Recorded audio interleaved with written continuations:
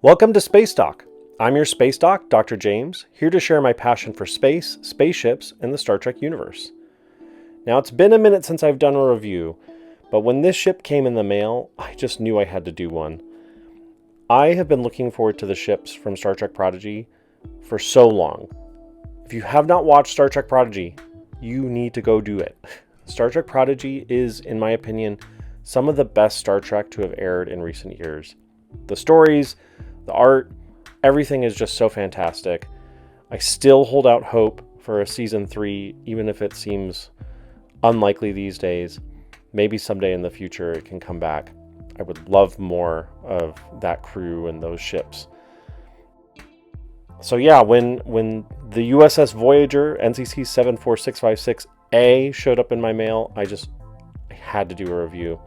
Been so excited for this ship. And so, as per usual, Fanhome shipped it. They've improved a lot of their shipping issues that they had in the early days. The box is still its lovely purple with these lovely views of the model on different sides of the box.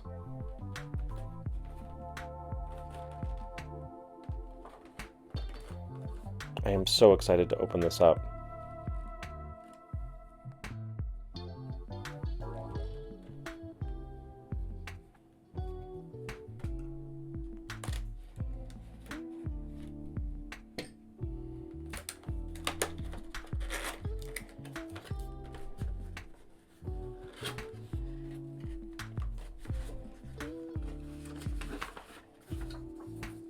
Of course, the first thing in the box is the magazine. Lovely print of the USS Voyager, a lovely different view of the ship. I'm going to set this to the side and we'll come back to the magazine later.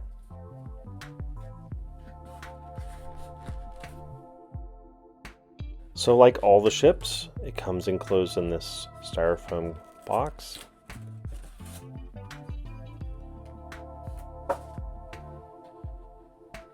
Wow. Oh gosh, I have two first quick reactions. One is this ship is big. She certainly fills up the box and is a nice size. And two is, oh, she's pretty. I'm very excited for this ship. Let's take out the stand.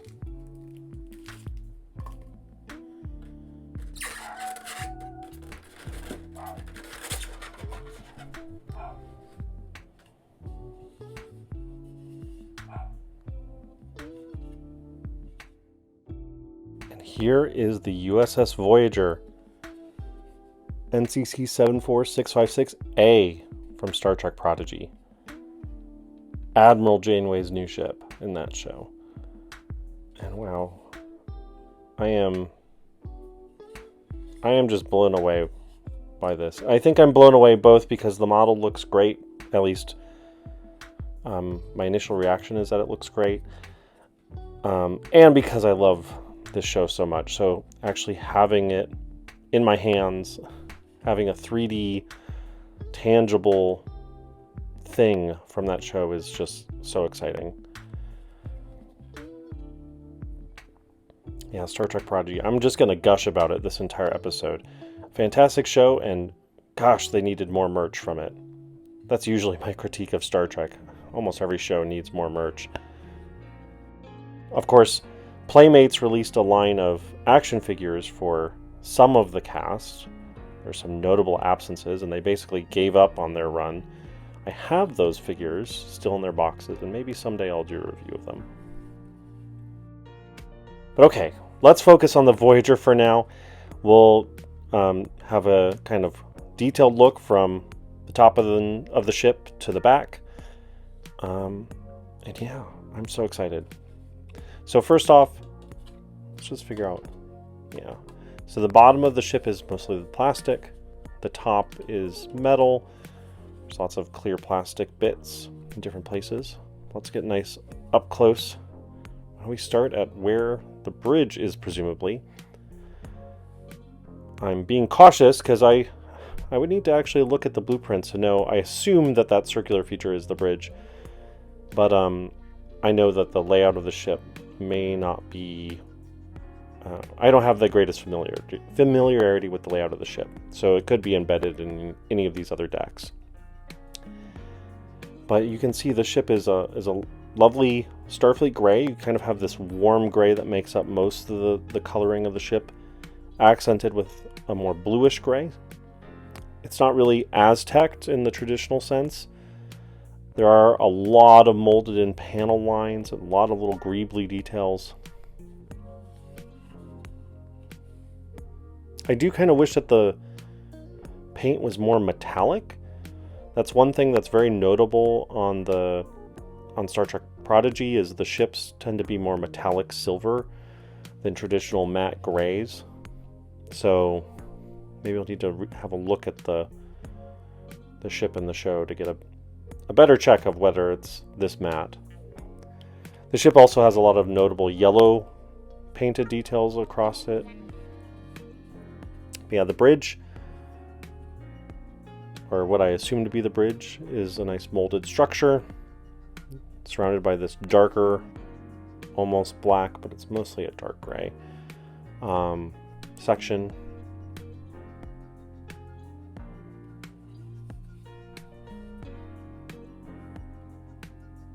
Moving to the front, there's the registry. It's a pretty narrow font, but it's legible and is printed well. NCC 74656A, USS Voyager. Like the original Voyager, there's this inset section towards the front of the saucer. I believe on Voyager it was supposedly some sort of secondary deflector dish. Never really talked about that much in the show. But I love seeing the parallels here. Lots of nice detail. One thing that's notable, and I think this is notable about the ship in the show as well, is there's not a lot of visible windows on the ship. You can see there is some white painted on windows. These aren't molded. At least I don't think they're molded. You know, there might be a subtle... maybe for some of them there are. But it's not like, say, the Enterprise D, or even the original Voyager, which was just blanketed in windows. It's a much more solid surface with paneling. It's actually kind of interesting how there's these more curvilinear panel markings across the ship. It's a similar feel to the original Voyager. It has echoes to that Rick Sternbach design, but those original designs don't have a lot of curved details like this one does, so it's a clear evolution of the ship. No obvious phaser arrays. I kind of assumed that they're kind of on the edge here, maybe near the yellow bands. I'll have to look at the magazine to see if it calls it out. The front sort of rim of the saucer has this darker gray tone, which is very reminiscent to things like the Enterprise F, which have a dark sort of lip to the front of the ship. It is just a difference in the paint. There's no physical additional thickening of the saucer there, but it's nice. Yeah, the saucer is really nice. This whole ship is really nice. Sorry. As I said, I'm going to be too excited about this one. No obvious... Maybe these are I was going to say RCS thruster quads. There's some yellow here and here. Maybe those are the RCS thrusters, the reaction control system thrusters that help with orienting the ship, just like RCS thrusters do on real spacecraft. It's not obvious here, but maybe that's what it is. It's a nice dark black line across here. Let's go to the back of the saucer. Again, there's only a small amount of screen time for this ship, so I don't have the most, unlike Voyager, the Enterprise D, or Deep Space Nine or something, where you see that ship or station so frequently you get to know bits and bobs of the ship. Most of this just reads as greebly to me because we don't know what different components are, or at least they're not shown on the show. So again, lots of nice texture back here. There's some more sort of gridded textures in different places.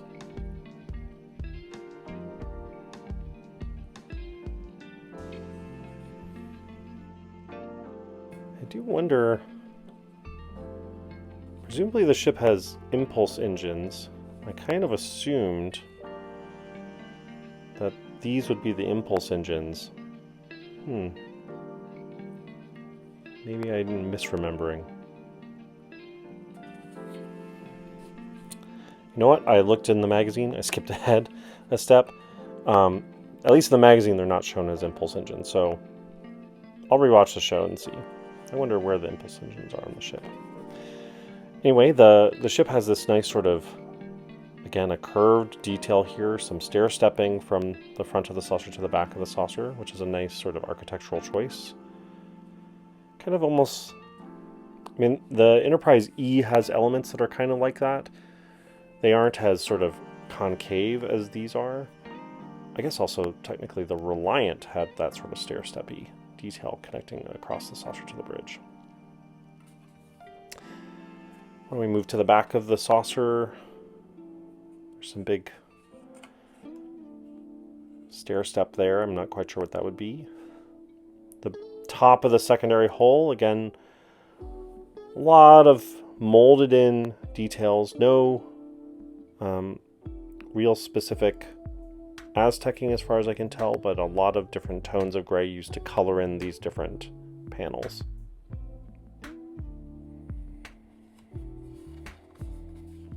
Why don't we save the nacelles for a minute? We'll actually jump to the bottom of the ship. One thing I like is that the saucer comes to a very nice sharp edge. It's not actually sharp, it's still blunted. You're not going to cut yourself. But that was one issue with the Fanhome, or sorry, the Eagle Moss Enterprise E model. It had a pretty chunky edge to the saucer that was not very accurate. This feels like what the ship was. It comes to a nice point. The bottom of the saucer, again, so much detail, but it's pretty similar in nature to the top. This dark gray front lip, some white painted on windows. There are these indents on the bottom of the saucer, as there were also some indents on the top of the saucer that I presume are also windows, kind of like on the Enterprise D or Voyager. They have these flat, or if you're on the ship, vertical faced windows, but there's no painted on windows there. Again, I need to check the reference to know if there actually should be windows there, but it definitely looks like that's where windows would be. More yellow painted detail, and I assume there's a phaser strip there, or maybe that is the phaser strip. A little, presumably that's the captain's yacht. It looks very much like the Enterprise E bottom of the saucer, where the Enterprise E has its captain's yacht located. Again, this sort of stair step in the shape of the saucer to a very Enterprise-y sort of connected secondary hull, a blended in secondary hull. I mean, it's very obvious. I haven't said it explicitly, but this very clearly blends aspects of the Enterprise-E, the Sovereign class, and Voyager, the Intrepid class, and which makes total sense. The Enterprise-E was, I'm pretty sure, was developed after the Intrepid class was, and sort of represents a different approach to starship design. But it still has some lovely touchstones. One of the most obvious of which is the deflector. So here's the deflector dish down there, and that is very much styled after the Voyager deflector dish. You can actually see now, the lighting's hitting it great, that it's actually got some transparent blue in there, which is lovely. And some sort of gray, almost purpley gray, painted on details on top of it. That is a fantastic deflector dish. The housing, the gray housing around it, looks very much like the secondary hull of the Intrepid class Voyager, with these sort of structural elements on the bottom and the sides. It's like you took the Intrepid class deflector and stuck it in sort of the structure of the Enterprise E. The secondary hull, lots of molded in detail. Not a lot of painted detail down here, and actually notably no windows down here. I wonder if one of these panel lines hides the third shuttle bay, as mentioned in the show, plays a key point. There's some slightly different colored, or maybe it's just the warm gray tone, blocks here, more indents that may or may not hold windows in the show. The back of the secondary hull actually has this indent here. It reminds me a little bit of the Kelvin Enterprise. The secondary hull of the Kelvin Enterprise has that sort of concave indent in it.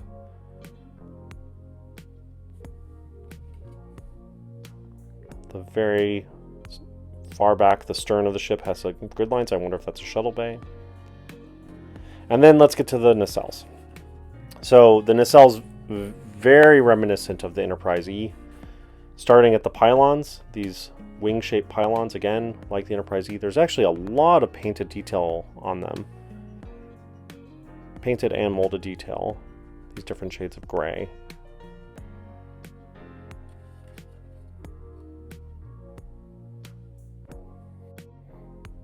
The nacelles are very much like the Sovereign class with these red, translucent red Bussard collectors, these blue translucent parts of the nacelle.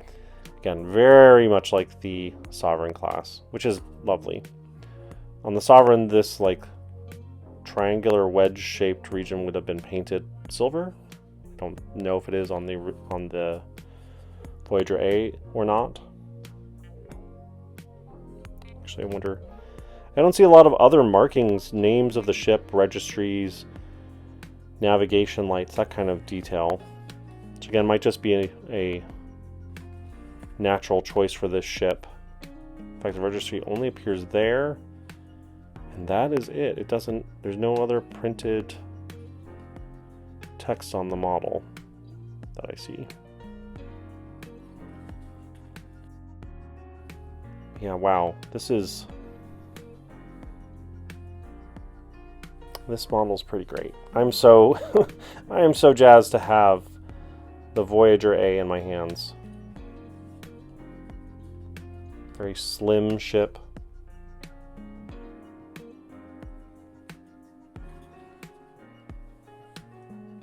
She is great. I think my only criticism is maybe on the tone of the paint. As I said before, this is a very matte gray, and I have this mental picture of the Voyager-A and also the Protostar and the Dauntless as being more metallic, silver, and shiny. And I know Fanhome, or at least Eagle Moss, did have paints in its repertoire that could do that. They did have models that had that sort of metallic luster. So I'll have a quick look to the original source material and see if I'm misremembering. But I think that's the only criticism I would really have.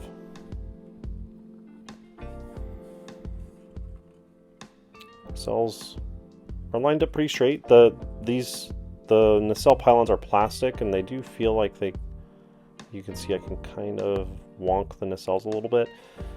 I'm not terribly worried about them breaking, but yeah.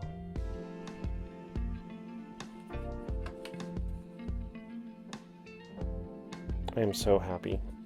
I'm so glad that Fanhome is doing the Star Trek Prodigy ships. I'm really looking forward to getting the Protostar. I still haven't opened my Dauntless. I need to do a review of the Dauntless. And I would love if they ever extend the line, that they do a few more ships from that show. There are a bunch of alien ships. There are other Federation ships. I don't want Fanhome to just be doing things from Strange New Worlds. or Picard. Their current line is very dominated by Star Trek Picard, which is great. I like the ships there, but I'm more excited actually to get ships from Prodigy, Lower Decks, and Discovery actually. And I'll be very curious to see the ships in Star Trek Starfleet Academy.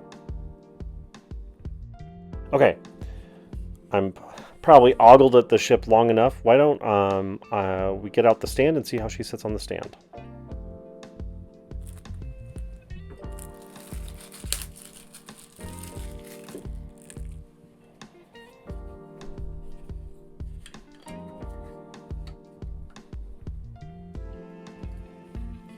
So I brought out the box to act as a little stand. Here's the stand. Again, like most of the Fanhome models, no sticker on the bottom. Plastic just slots into the usual base. And it looks like it clips onto the saucer section. There we go. Do my... One issue with the XL Voyager is that it's very nose front heavy, so I'm always worried about these ships sort of taking a nosedive when on display. This one seems like it's pretty good. I bet if I shook it a little bit. But it has a nice upward rake that you can see there. So if you have it on a level shelf, it will be showing off a little bit of the deflector, which is nice. But yeah, stand looks good. Can't complain too much. Now I thought it'd be useful to compare the Voyager-A to another ship in the line, and I know most people will grab either the Voyager, the regular Voyager from the series, or the XL Voyager from Eagle Moss, or maybe even the Sovereign class Enterprise E. But I thought a more interesting comparison would be actually to grab this version of Voyager, produced by Eagle Moss. This is the armored version of Voyager from the series finale Endgame. So, armored Voyager. Very cool version of Voyager. Able to ward off the Borg. And presumably this technology would have been incorporated into the Voyager-A. I grabbed this for two reasons. Well, actually three. The first, it's a cool little model. Came later in the run of Eagle Moss, so it's fun to pull it off the shelf. Two is I believe these are not terribly far off in scale from one another. The regular Voyager from Eagle Moss and the Voyager-A from Fanhome. But more importantly, the real reason is I grabbed this because this model from Eagle Moss is an example of one that has that more metallic paint job that I associate with many of the ships in Star Trek Prodigy, including the Voyager-A. So this is kind of the paint job I was hoping that the Voyager-A would have. But alas, Voyager-A is a more matte paint finish. Yeah, these are cool. It's nice seeing the two Voyagers side by side. You can see the evolution.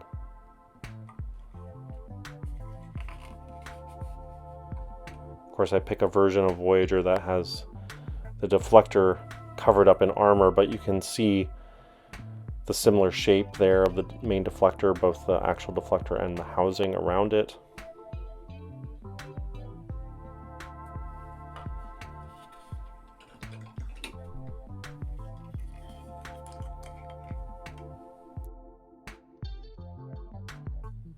So now that we've had a thorough look at the ship, a ship that I simply adore, why don't we set the ships to the side and I'll pull out the magazine and have a look at what's inside.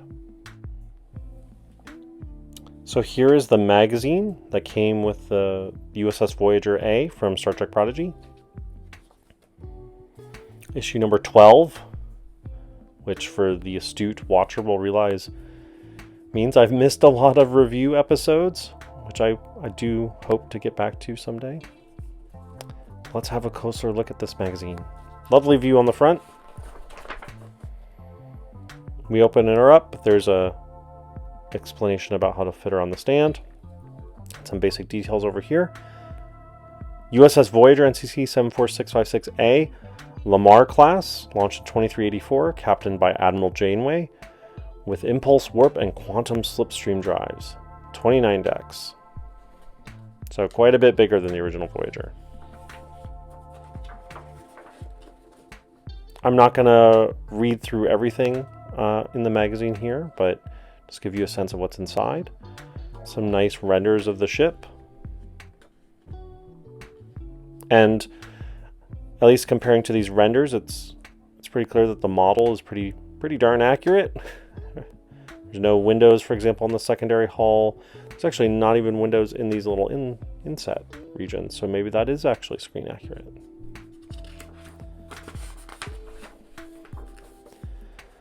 Some lovely orthographic views. It's actually kind of nice how everything feels very lit up on the ship. You can see that those regions that I thought might be impulse engines are not actually lit up red like most impulse engines on Starfleet ships. But again, the one huge critique on this set of images is I desperately wish Fanhome would label different aspects of the ship. Give us a real sense of the technical detail that I know the production team has developed. Even if it's some things like, this is the deflector dish, or these are warp nacelles, and the bridge is here. Like, those kinds of things would be really nice to see.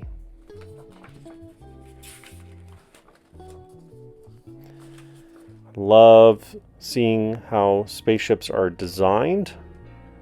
So I'm really excited to read this section. You can see, at least in this artwork, it looks pretty similar to the final version. It's kind of interesting that they have a Gorn ship as approximate scale.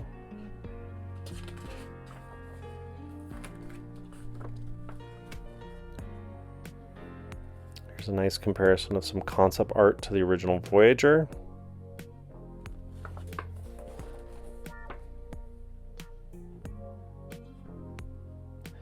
So here's again this concept art really highlighting that sort of metallic sheen that I associate with the ship. You can see here that they wanted to look more armored than its predecessor, maybe to evoke that endgame version of Voyager, and they also wanted to look more like the Protostar.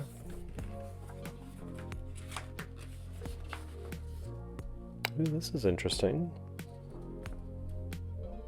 Oh, lots of detail about the very much the texture of the ship.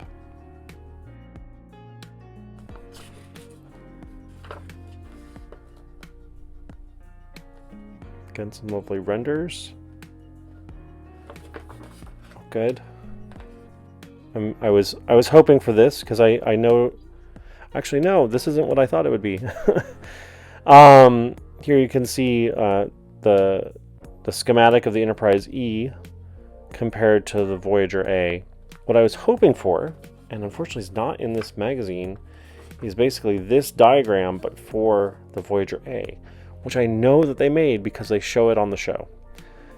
It's on a lot of displays. So that's the end of the magazine. So again, that's, I think, one thing I'm always looking for in these magazines that I don't see as much in the Fanhome versions is I want more of the production information. If they've made technical choices about the design and have blueprints, like, please show them. I know you have access to them.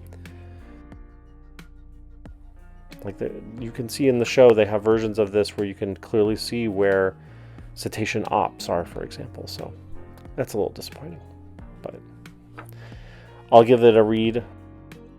I'm excited that there's a lot about the actual development of the design, so that's pretty cool. And that's the magazine. So that has been the Voyager-A from Star Trek Prodigy. All in all, pretty great ship. I really like the model. I think my only gripe is with the paint scheme. Could be slightly better, but